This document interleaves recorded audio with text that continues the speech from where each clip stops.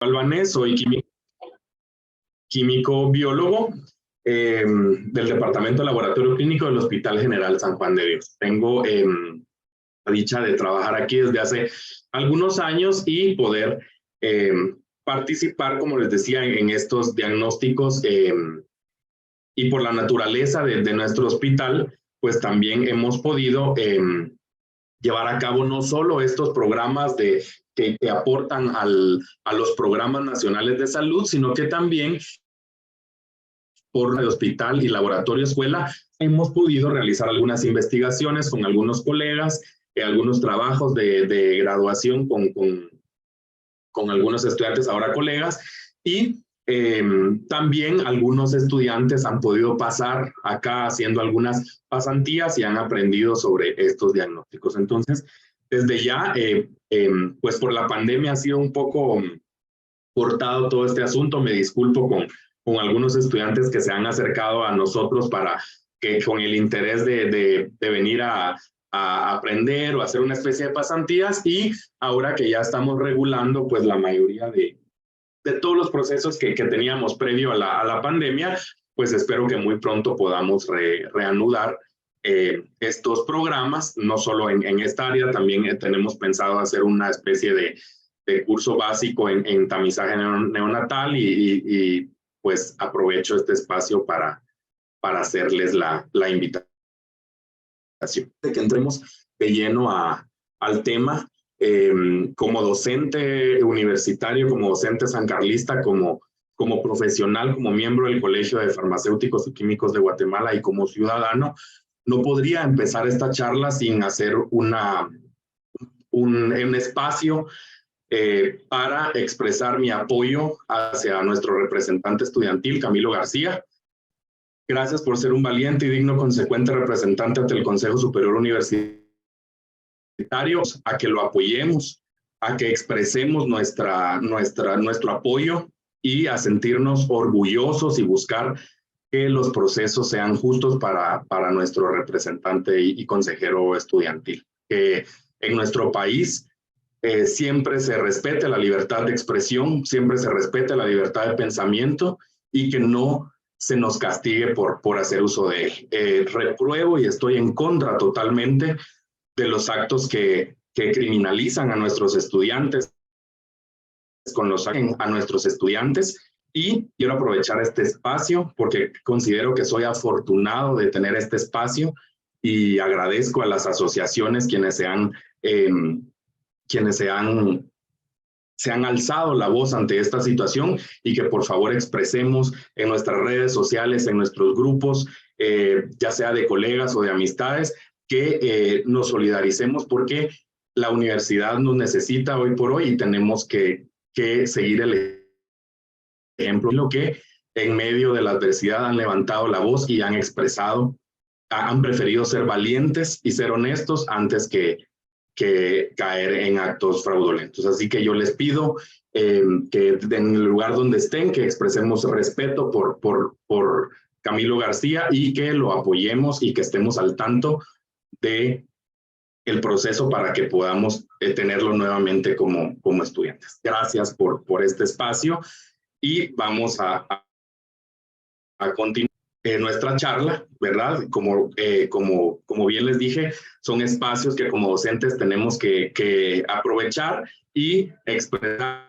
nuestra solidaridad ante todos estos actos que han afectado la academia y que tenemos que retomar y que dependen de nosotros y de personas valientes como Camilo. Así que mi respeto, mis aplausos para Camilo y sobre todo mi solidaridad y mi apoyo. Continuando entonces con nuestra charla, o para iniciar de lleno con este tema, pues es importante que recordemos estos conceptos básicos y hablemos entonces de la inmunofluorescencia. Como les explicaba, para darles un poquito de cómo está el escenario actual con nosotros, pues en el hospital, el laboratorio clínico, el departamento de laboratorio clínico del Hospital General San Juan de Dios, por estar en un hospital de tercer nivel, un hospital de referencia, definitivamente formamos parte activa de más que buscan la vigilancia y el control de diferentes enfermedades, y eso nos abre también la oportunidad para nosotros poder tener muchos de estos programas y poder aportar obviamente datos que favorecen al abordaje de estas patologías. Entonces, basándonos en esto y en el laboratorio amplio que se tiene de inmunología especializada, ya tenemos bastantes años trabajando con inmunofluorescencia, y es el tema que les platicara, y vamos entonces a hablar un poquito de generalidades sobre esto. La técnica de inmunofluorescencia lo podemos encontrar como IF o IFA, por ejemplo, o de imágenes de células. Esta se basa en el uso de anticuerpos para marcar un antígeno específico con un colorante fluorescente.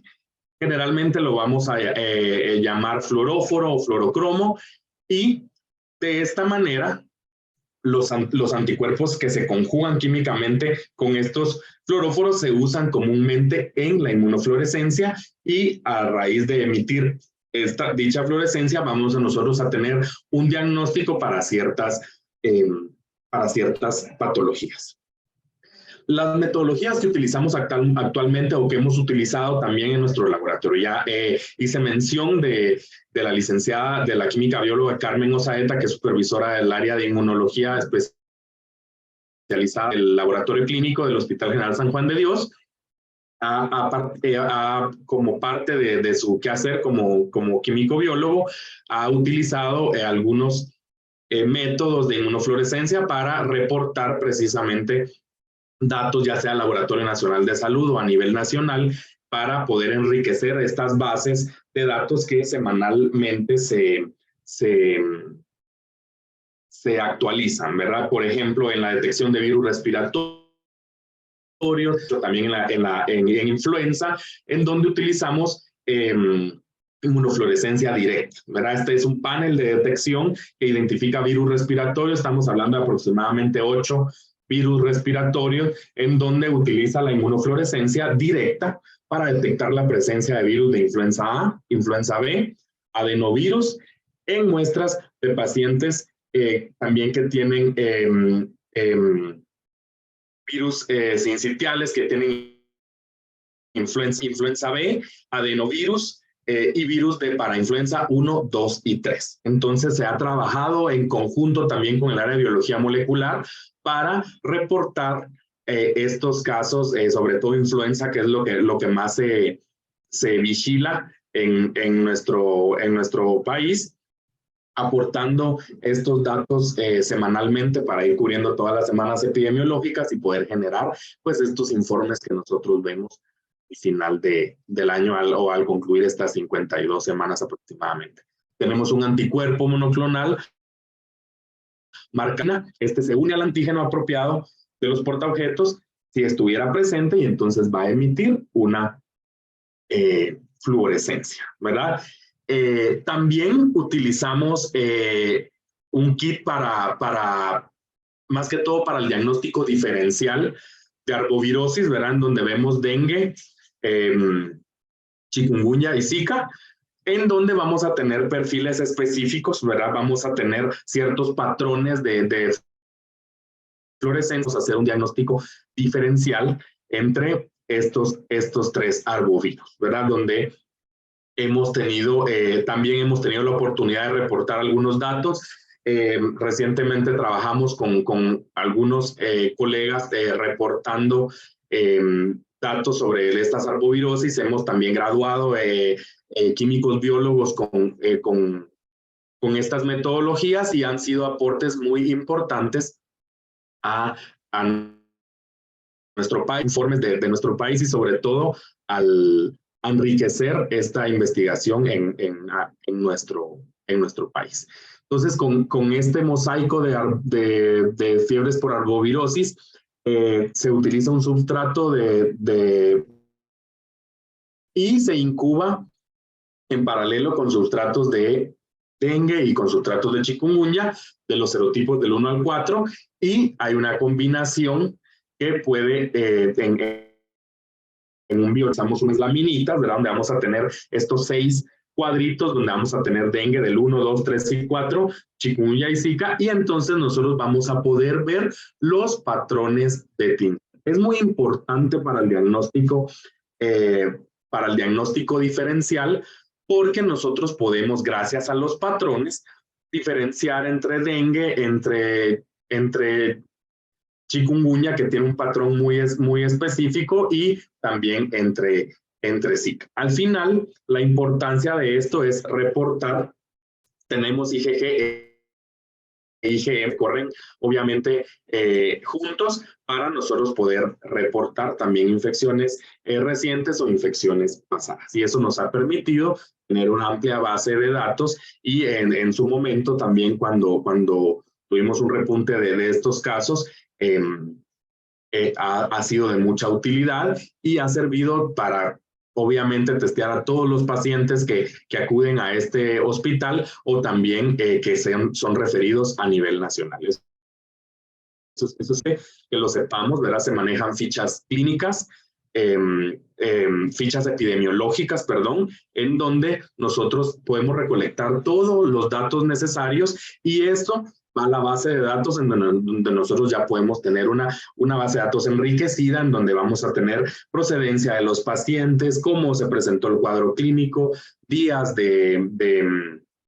la infección, y todos estos datos que nos van a servir para al final nosotros poder ir tomando en cuanto a los métodos diagnósticos, en cuanto al abordaje, ¿verdad?, de estas patologías a nivel nacional.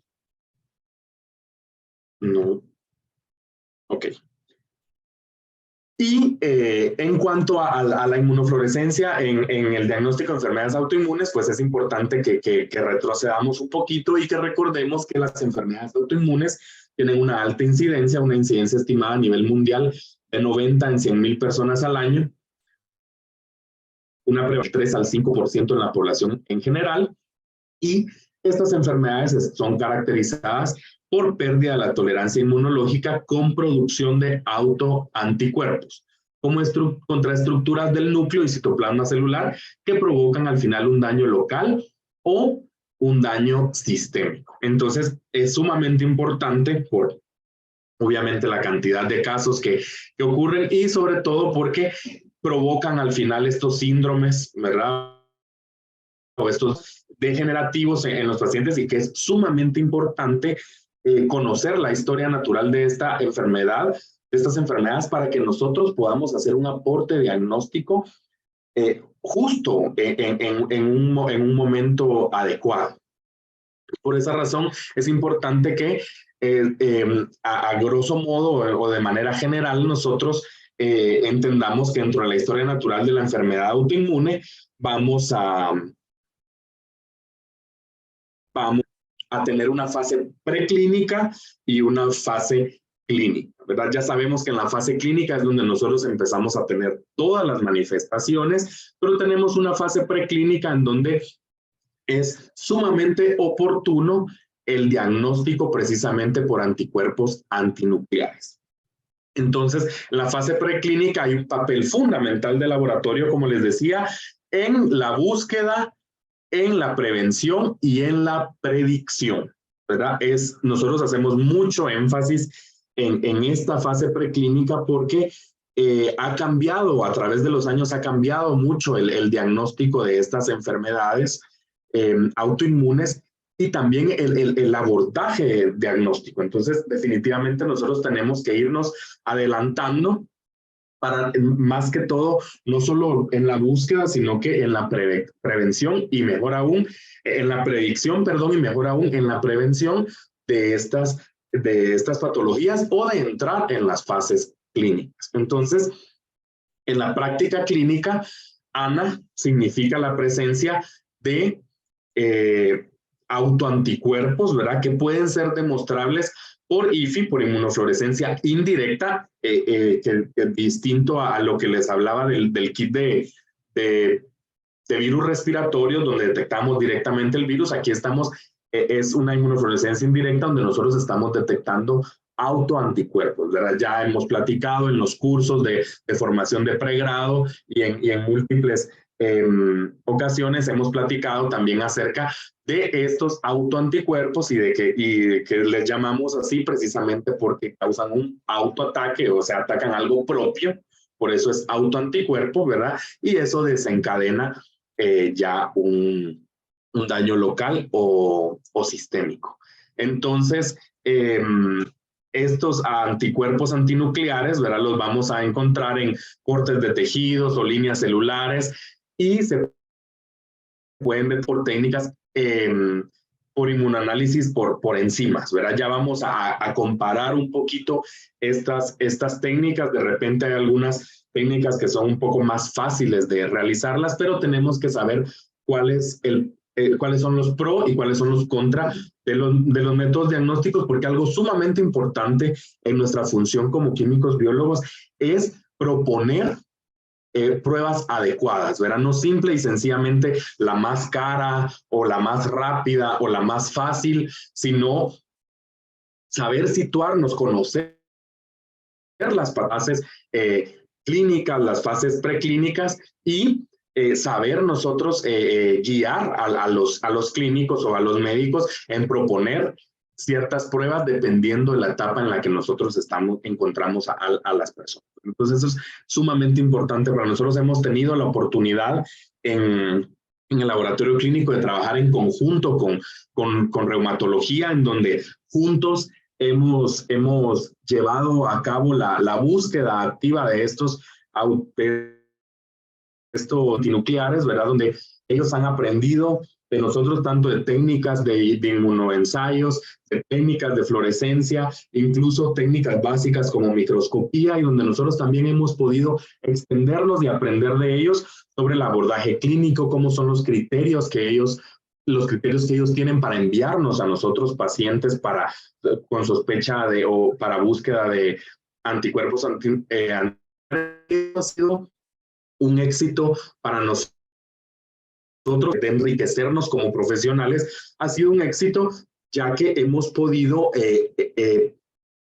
no sé si estoy siendo muy exagerado, pero para que lo entendamos, trascender del laboratorio, es decir, salir del laboratorio y llegar más allá, ¿verdad? Tener un amplio escenario de la historia del paciente, y eso nos ayuda a nosotros también como químicos biólogos a fortalecer nuestro criterio y a ser más propositivos en estos abordajes diagnósticos. Entonces, como les digo, iniciamos una especie de educación continua en donde semana a semana nos juntábamos, aparte de ver por duplicado, por triplicado las muestras y comparar resultados en prácticas, también sentarnos en un salón de clases y exponer casos y que enseñen de la parte clínica, que nosotros enseñemos sobre las técnicas de laboratorio, y ha sido una experiencia muy buena que hoy por hoy podríamos decir que nos ha ayudado a tener ese expertise en estos métodos diagnósticos.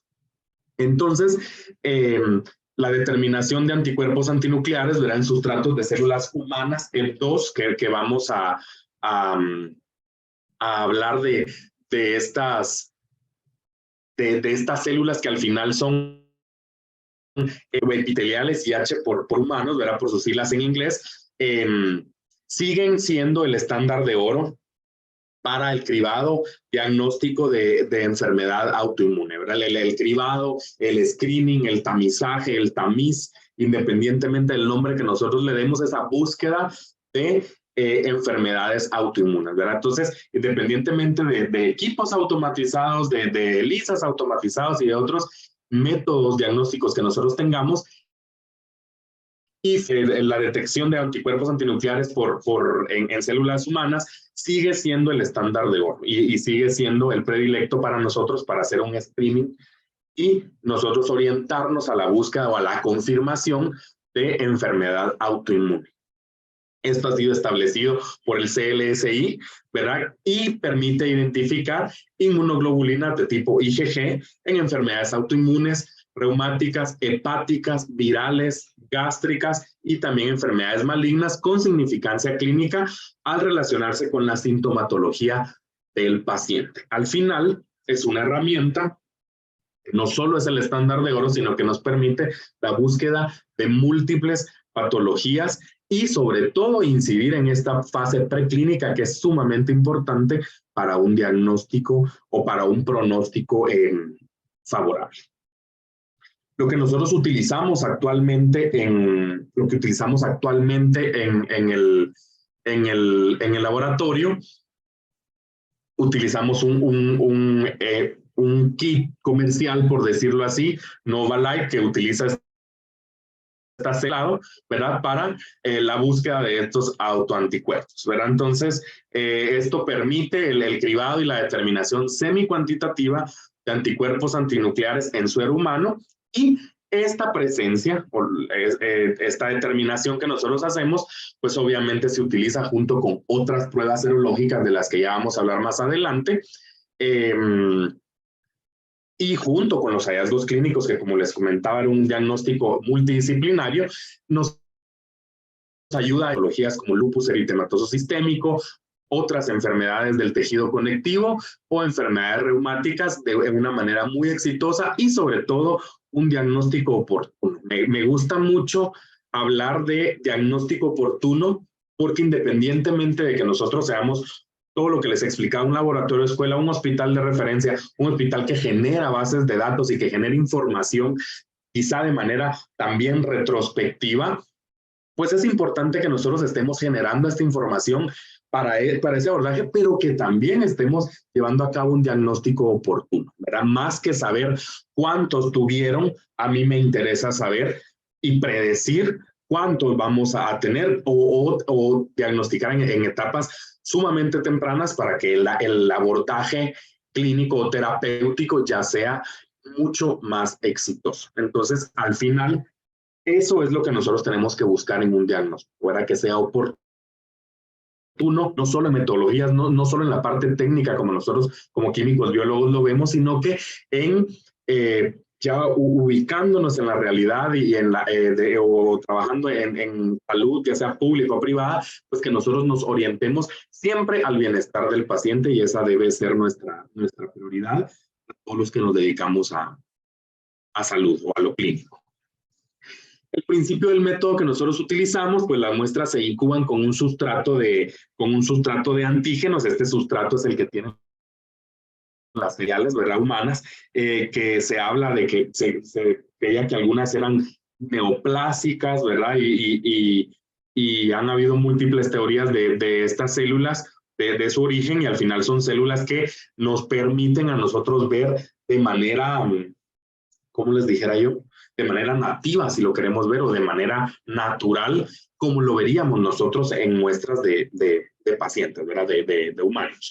Se incuba con este sustrato de antígenos, se lavan para eliminar todos los anticuerpos que no han reaccionado y el sustrato entonces se incuba con un conjugado específico, ¿verdad? Que tiene estos anticuerpos, ¿verdad? Anti-IgG, generalmente son que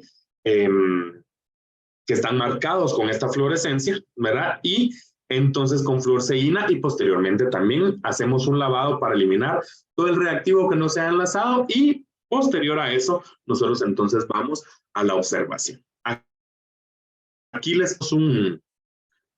pongo más o menos cómo ocurre, cómo es el procedimiento de manera muy generalizada, ¿verdad? Donde nosotros vamos a tener primero la preparación de los portaobjetos con el sustrato, ¿verdad? Aquí nosotros tenemos estas láminas, vamos a tener agregarle este sustrato, ¿verdad?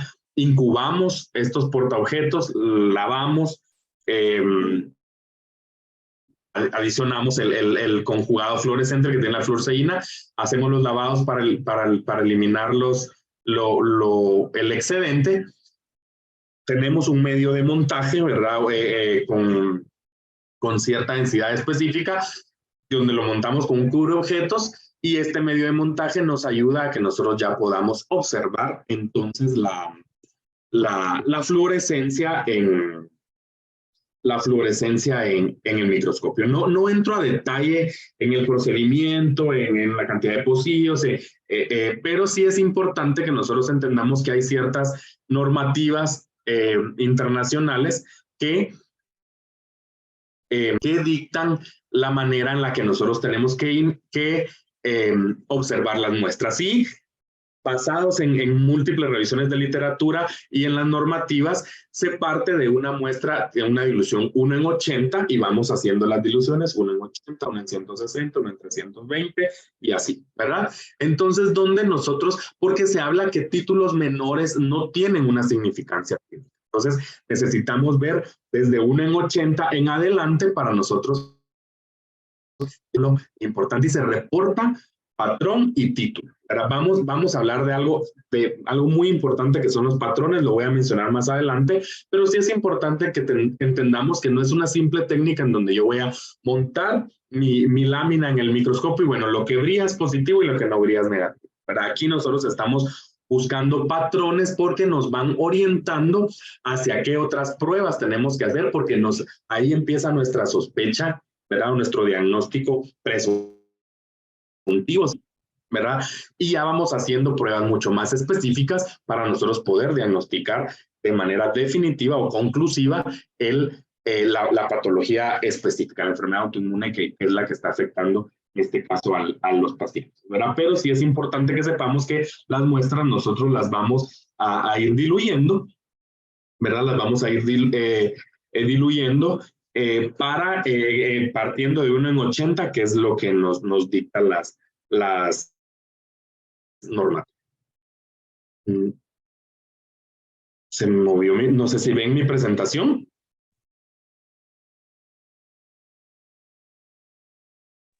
Sí. Sí, gracias.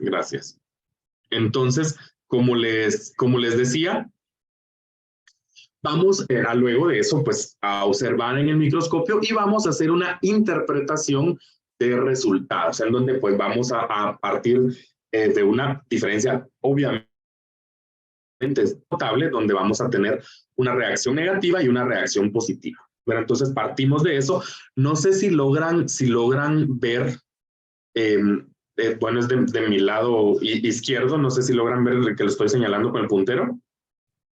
No sé si ven mi puntero, de hecho. Sí se ve. Sí, ok. Entonces no sé si logran ver bien que realmente no es solo un cuadro negro, sino que tenemos en el fondo las células. No sé si las logran percibir. Sí se logra ver. Importante porque nosotros tenemos que saber que estamos haciendo un correcto montaje, que estamos haciendo una correcta preparación de la muestra. Y luego cuando nosotros nos vamos a ver los controles precisamente con estas células EPTOS, que son células que se ven de una manera sumamente bonita, por decirlo de una manera muy, muy común, pues obviamente ya vamos a empezar a ver esta fluorescencia y es donde nosotros empezamos a buscar patrones. Es una reacción negativa. Vemos obviamente siempre las células que están ahí, pero que definitivamente no hay tinción. Se considera una muestra negativa cuando la tinción es igual o inferior al control negativo, como lo estamos viendo acá, ¿verdad?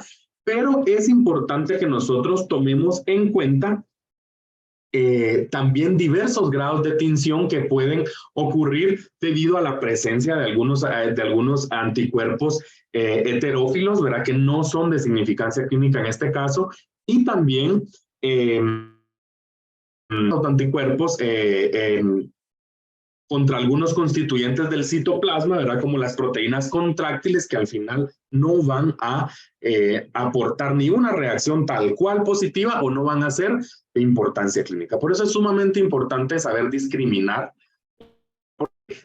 No siempre vamos a ver un plano como el que estamos viendo acá, pero ahí es donde entra nuestro ojo clínico, ¿verdad? Donde vamos a poder observar los patrones. Al final la búsqueda de patrones es lo que es el objetivo y es lo importante de esta metodología. Y una reacción positiva, pues como la vemos acá, ¿verdad? Se considera si la tinción específica es superior al control negativo, hablándolo acá, ¿verdad? Así es como lo dicta el inserto de estas pruebas, ¿verdad? Para los sistemas de inmunofluorescencia, en donde ya sabemos que hay fluorescencia, pero ahora nuestro siguiente trabajo es encontrar entonces estos patrones. Me gustaría compartir con ustedes este link y me gustaría que lo copiaran y si tienen la posibilidad de verlo, porque esto es una página web que hoy por hoy es oficial, ¿verdad? Del Consenso Internacional sobre Patrones de Anticuerpos Antinucleares, ¿verdad? De ANA, que se conoce como ICAP por sus siglas, que originalmente un taller, ¿verdad? El objetivo era crear un taller en donde se pudiera discutir a profundidad todos estos, hacer un consenso, ¿verdad? Desde que las personas que se dedican a la búsqueda de estas patologías mediante estos métodos diagnósticos y poder discutir, ¿verdad? Y llegar a un consenso en donde podamos nosotros estandarizar, que es al final lo que se busca, ¿verdad? Todos estos patrones morfología. El éxito de este taller y al final se convirtió en una página web oficial en donde tenemos el consenso internacional, como vemos aquí, ¿verdad? En los patrones de anticuerpos antinucleares. Ustedes entran a la página, que me gustaría que entraran si tienen de repente ahí su teléfono o tienen un dispositivo en el mismo dispositivo donde estén conectados, van a ver que es una página sumamente importante, que si se dan cuenta, pues hoy por hoy tengo dentro de mis marcadores y me sirve de consulta. Yo lo llamo de consulta rápida, pero realmente es una consulta sumamente importante y con una base muy importante para que nosotros podamos ¿verdad? Hay patrones, están explicados los patrones y ahí nosotros de repente cuando tengamos alguna duda o algo, cuando uno entra a la página, si se dan cuenta, ahí nosotros podemos observar todos los patrones, nos describe qué observamos, ¿verdad? Está en diferentes idiomas, en más de 10, 15 idiomas, ¿verdad? Tiene el idioma español en donde nosotros podemos observar por ejemplo, el patrón que nosotros estamos viendo acá, en este caso es punteado fino, donde nos describe y donde nos dice también qué antígenos están asociados y de eso vamos a hablar ya un poquito más adelante. Pero al final es una herramienta que aparte de eso tiene muchos enlaces de videos, de presentaciones, que al final, generalmente cuando estamos en formación, sirve mucho y de vez en cuando ya nos consideramos, por ejemplo, así, que tenemos cierta experiencia o nos consideramos expertos en el tema, pues siempre nos sirve para nosotros consultar y se mantiene actualizada. Entonces es una herramienta sumamente importante y por eso quería compartirla, porque de repente si les toca trabajar en algún laboratorio donde se haga esto, o si son colegas que ya están trabajando en esto o están interesados en hacerlo, creo que es una guía para formación muy importante. Esto lo extraje de precisamente esta página, ¿verdad? De ANA Patterns, donde nosotros vamos a tener acá los patrones, ¿verdad? Y me interesa mucho porque al final aquí nos da una especie de guía y es muy importante que notemos estos colores, ¿verdad? Que bueno, quienes me conocen saben que soy un poco malo para los colores, pero esto anaranjado, amarillo, o no sé de qué color lo ven ustedes, pero pues lo que no es verde es un nivel competente. Eso quiere decir que un laboratorio para poder establecer un diagnóstico de estas patologías por esta metodología en un nivel competente tiene que identificar por lo menos este tipo de patrones. Si se dan cuenta, aquí estamos hablando de patrón 14, patrón 28, tenemos muchos patrones que tenemos que evaluar. Si se dan cuenta, a nivel nuclear, que es lo que nosotros estamos buscando, homogéneo, centromérico, nucleolar, puntos discretos, granular fino, granular grueso, ¿verdad? Y en un nivel experto es donde ya tenemos que nosotros identificar, obviamente, no solo esto, sino que también los mitóticos y donde tenemos que diferenciar entre granular fino, granular grueso, ¿verdad? Que también lo encontramos acá, nosotros hemos encontrado y justo esta semana hemos encontrado también patrones mixtos. Es decir, nosotros hacemos una dilución de la muestra del paciente, montamos, hacemos unas diluciones seriadas y de repente en 1 en 80 nosotros encontramos un patrón homogéneo y en el 1 en 160 nosotros encontramos un moteado fino y ya no vemos el homogéneo. Es sumamente importante reportar estos dos títulos porque al final estamos hablando de patrones mixtos y afortunadamente, pues para nosotros como químicos biólogos en formación, ¿verdad? No para lo que implica a nivel de salud, pues acá por la cantidad de pacientes que se atienden, hemos podido encontrar o observar varios patrones, no solo a nivel competente, sino que también los que están marcados en verde a nivel experto, como lo habla el consenso internacional, ¿verdad? Entonces, muy importante, aquí tenemos esta ruedita, que la verdad es un núcleo, ¿verdad? Y tenemos una célula en metafase, en donde vamos a tener la placa metafásica, donde va a ser positiva. Nosotros vamos a encontrar, si les voy a mostrar unos patrones más adelante y les voy a explicar un poquito de esas básicas que al final son algo muy importante para que nosotros podamos diferenciar entre los patrones, ¿ok? Aquí, por ejemplo, como los patrones, no sé si estoy teniendo problemas con mi micrófono o es el micrófono de alguien, pero he escuchado un poquito de interferencia. ¿No tienen problema para escucharme? No, ninguno. Ok, gracias. Entonces aquí, estas son fotos que obtuvimos de las muestras que hemos trabajado acá, pues no tienen una calidad como las que van a ver en el consenso internacional, por ejemplo, porque pues las grabamos las tomamos con nuestros teléfonos, no con cámaras específicas. De hecho, pues acá tenemos el microscopio y lo que hacemos, pues es que lo que hemos hecho mucho es acercar nuestro teléfono al microscopio para... Pero sí es importante que notemos acá donde vamos a ver diferencia en los patrones, ¿verdad? Vamos a tener desde patrones homogéneos, ¿verdad? En donde vamos a ver nosotros marcada la placa metafásica, tenemos moteados, ¿verdad? Moteado fino, moteado grueso, en donde nosotros vamos a ver todo el núcleo teñido, pero básicamente no sé si ven esas como boquitas o estas rayitas, ¿verdad? Donde donde la placa no se va a teñir, ¿verdad? Desde ahí, los dos patrones que nosotros más encontramos son los homogéneos y los moteados, moteado fino, ¿verdad? Entonces, la mayor diferencia, aparte del moteado, del punteado, que nosotros observamos, va a ser precisamente las células en metafase. Y esto me lo garantiza estas células, ¿verdad?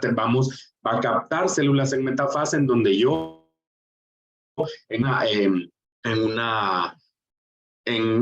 un aumento de 40, de 400, vamos a poder ver estas células en metafase que son mucho más grandes y vamos a poder ver si la placa metafásica se tiñe o no. Si nosotros la tenemos teñida, si la observamos teñida, es como estamos viendo acá, el núcleo y el centrito teñido, vamos a hablar de un patrón homogéneo, y si estamos viendo que tenemos esta parte que no se tiñe, ¿verdad? Esa boquita como normalmente yo la observo, ahí vamos a hablar entonces nosotros de un patrón moteado fino. Luego también tenemos otros patrones que hemos logrado ver que no son muy comunes, pero tenemos también, algunos le llaman perinuclear, algunos le llaman patrón de membrana nuclear, que también es importante reportarlo y encontrarlo obviamente en estos pacientes, ¿verdad? Y no olvidar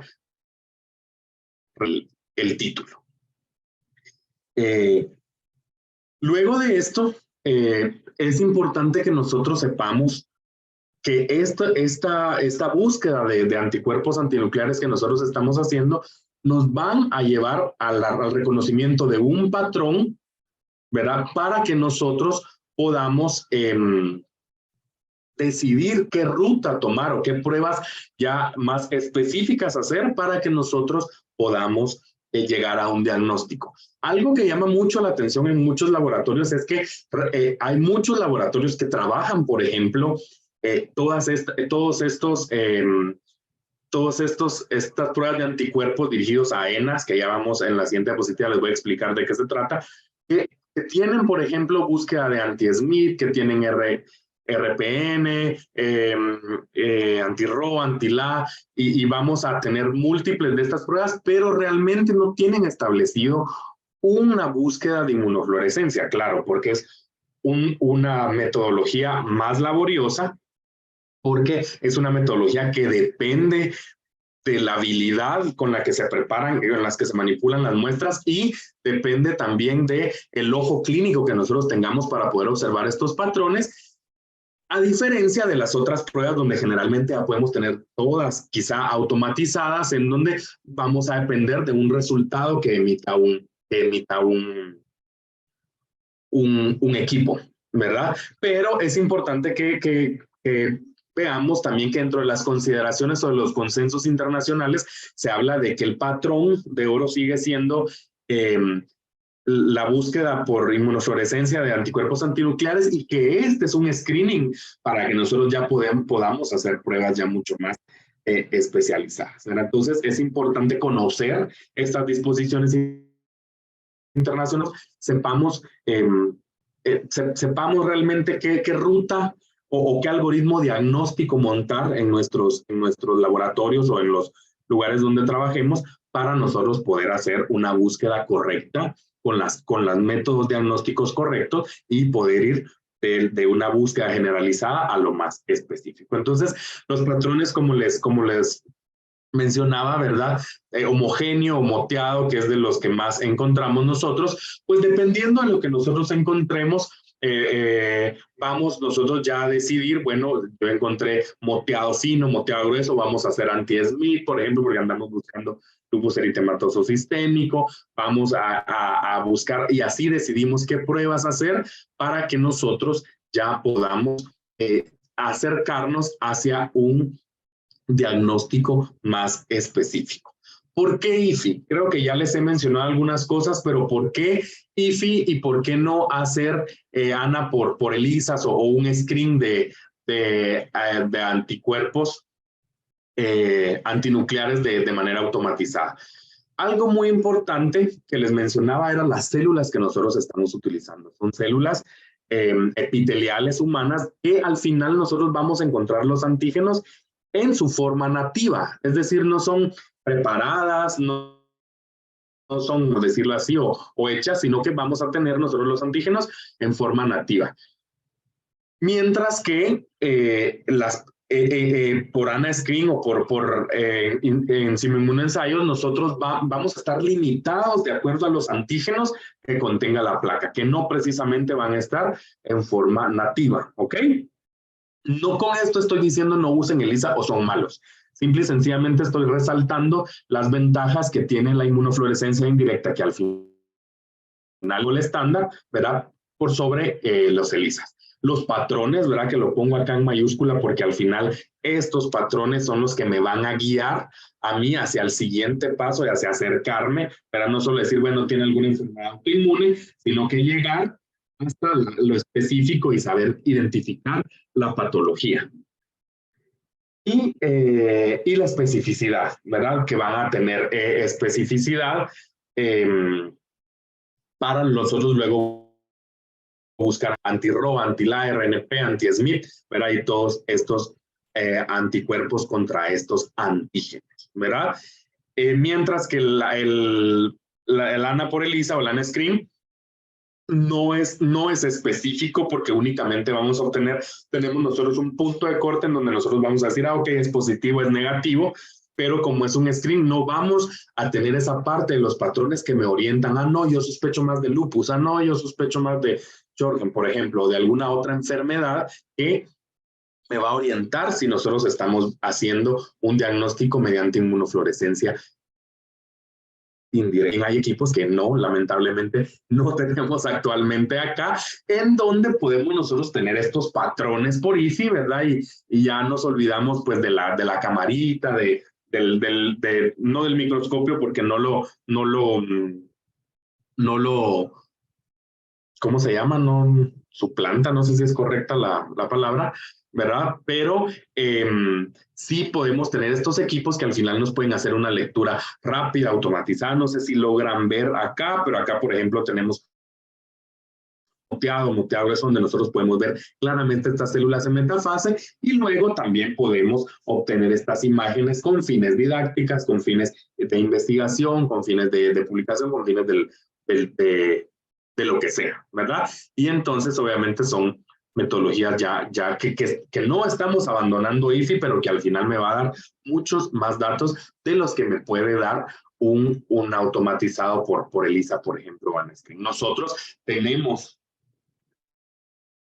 de ambos en el laboratorio, pero ha sido la experiencia que hemos tenido con IFE ha sido sumamente importante debido a ese match que hemos hecho con la parte clínica, con la parte de cómo nos refieren a los pacientes y esa posterior consenso que hemos tenido también con el reumatólogo para que nosotros podamos, al final nosotros básicamente tenemos la oportunidad de estar en la parte clínica donde captan al paciente, ¿verdad? A través de la información y la exposición de los casos que hace el médico y nosotros los hemos podido llevar a ellos desde el clínico desde el diagnóstico de laboratorio hasta el diagnóstico clínico, precisamente haciendo esa correlación clínico-diagnóstico en conjunto. Eso ha sido sumamente enriquecedor, como les digo, para todos los profesionales involucrados en este diagnóstico.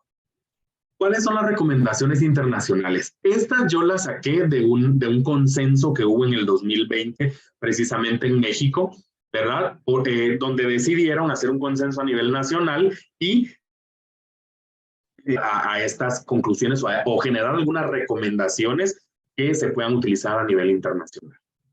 Primero, pues habían muchas recomendaciones, pero las que yo rescato y las que pongo acá es precisamente que los anticuerpos antinucleares,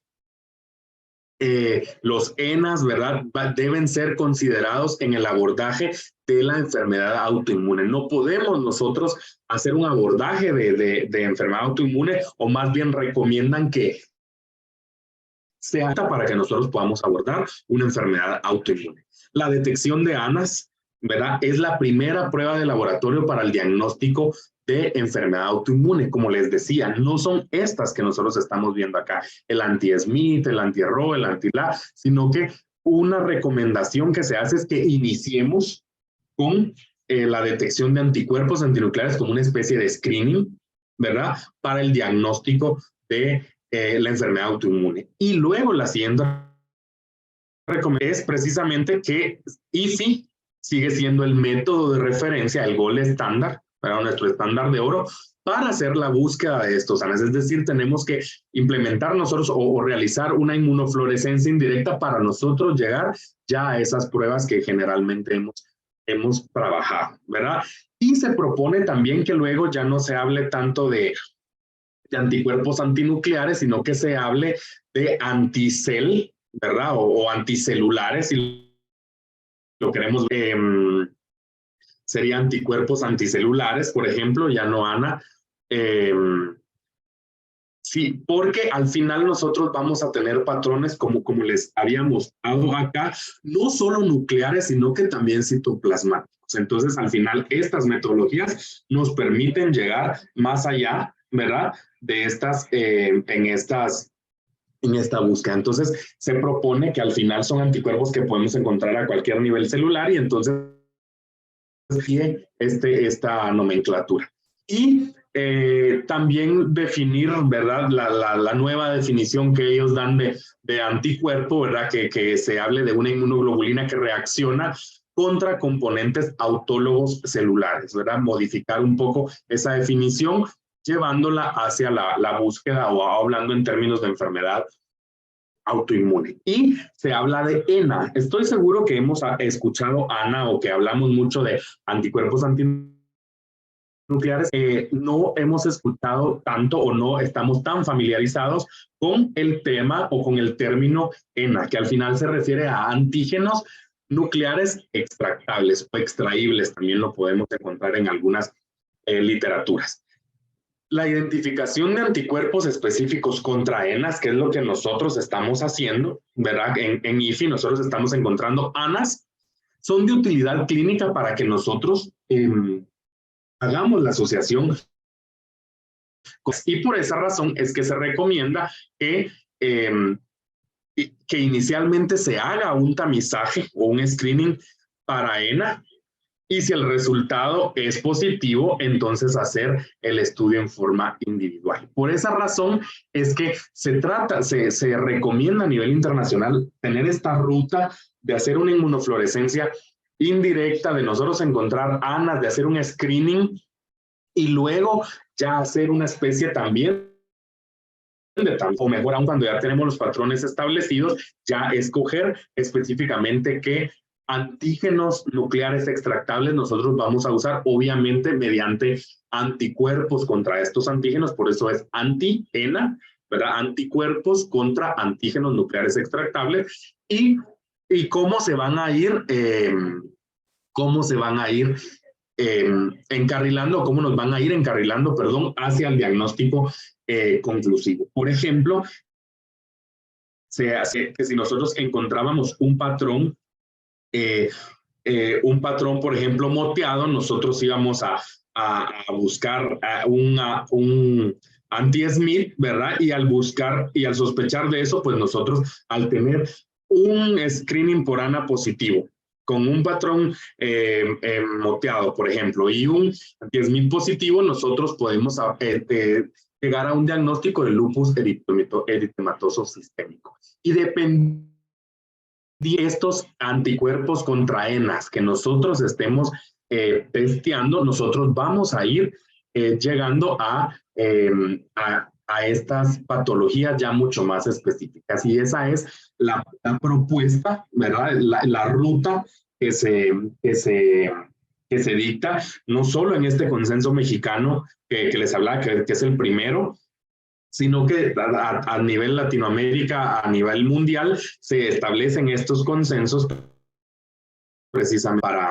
para poder llegar a una ruta o a un algoritmo diagnóstico que sea útil y que se pueda utilizar para cualquiera que lleve a cabo la búsqueda de estas patologías, ¿verdad? Estas son algunas de las referencias que considero que son importantes, en las que basé también la presentación, ¿verdad? Y que al final nos dan un panorama actual sumamente importante de cómo es el abordaje hoy por hoy de las enfermedades autoinmunes, de cómo ha cambiado a nivel global y cómo nosotros realmente tenemos que orientar y ajustar nuestros métodos diagnósticos para encontrar este tipo. Entonces, esta es mi presentación y me gustaría pues terminar diciéndoles, ¿verdad? Lo importante, recalcándoles, porque sé que ya lo mencioné, lo importante de nuestra... De estar actualizados, de conocer estos consensos, de generar estos datos para que nosotros realmente podamos aportar a través de la sugerencia o de la implementación de métodos diagnósticos que definitivamente se van a acoplar a nuestra población y que nos van a ayudar a llegar hacia estos diagnósticos. En los años que llevamos trabajando en el laboratorio clínico acá, hemos tenido bastantes casos en donde se ha detectado, hemos tenido muy buena correlación clínico-diagnóstica y creo que al final llegamos caímos en esa modalidad, en esa metodología en donde tanto el clínico estaba con la inquietud de ver si coincidía nosotros y tanto nosotros con la inquietud de coincidir precisamente y correlacionar al final la parte diagnóstica con la parte clínica. Me quedo acá. Vamos a continuar entonces con las preguntas. Si alguien ya revisó el link para hacer sus preguntas. y pues me quedo un momento más acá para responder de ser necesario. Y gracias por la oportunidad. Nuevamente. Muchas gracias, licenciado, a usted por la conferencia que nos hizo favor de cubrir. Bastante amplia en el tema de el panorama que ahora tenemos en el diagnóstico, ¿verdad? Muchas gracias. Y se les compartió el link de las preguntas. Y aquí ya lo tengo presentado. Entonces ahí, según vayan agregando sus preguntas, van a ir mostrándose y las vamos a ir resolviendo. Así que no tengan pena, vayan ahí escribiendo.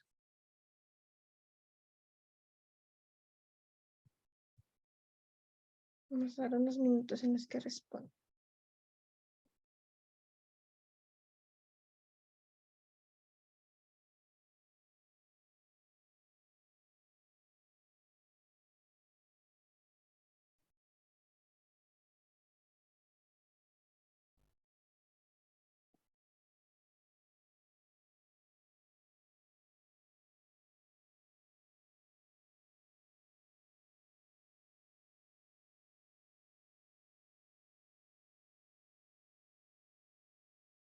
El Gerardo creo que levantó, según me aparece acá, que levantó su mano.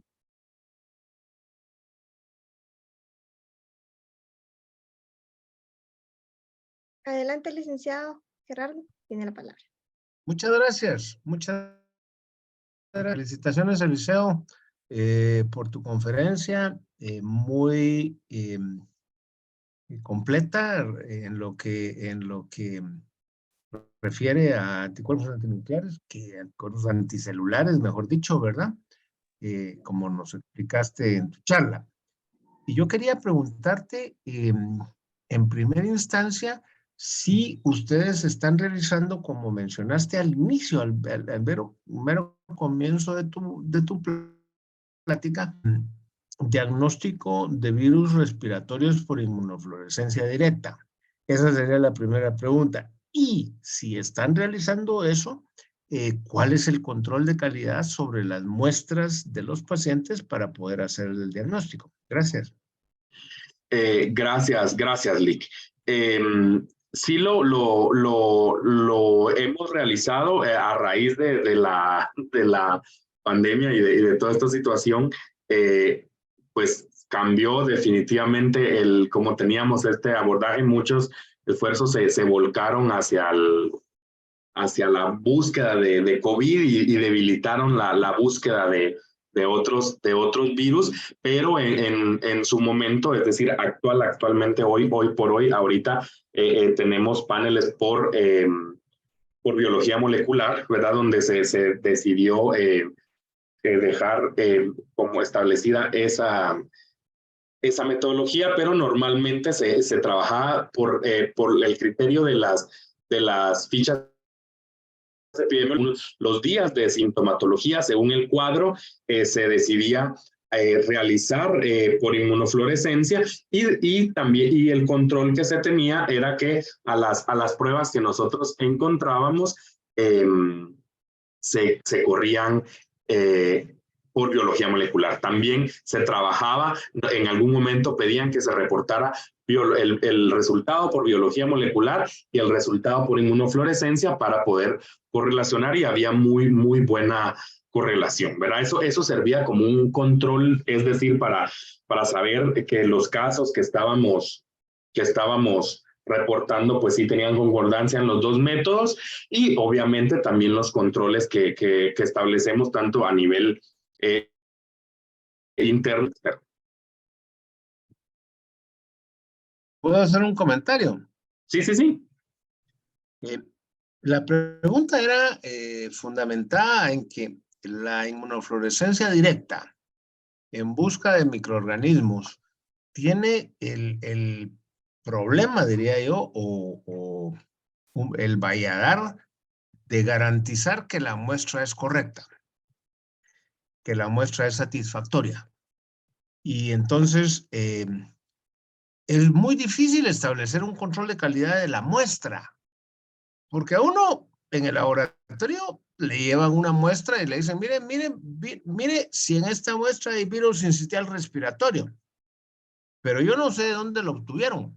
Si lo obtuvieron de la nariz, si la obtuvieron de un aspirado traqueal, si la obtuvieron de un lavado broncoalveolar o de un cepillado bronquial. Entonces, entre cada una de esas muestras hay una diferencia enorme.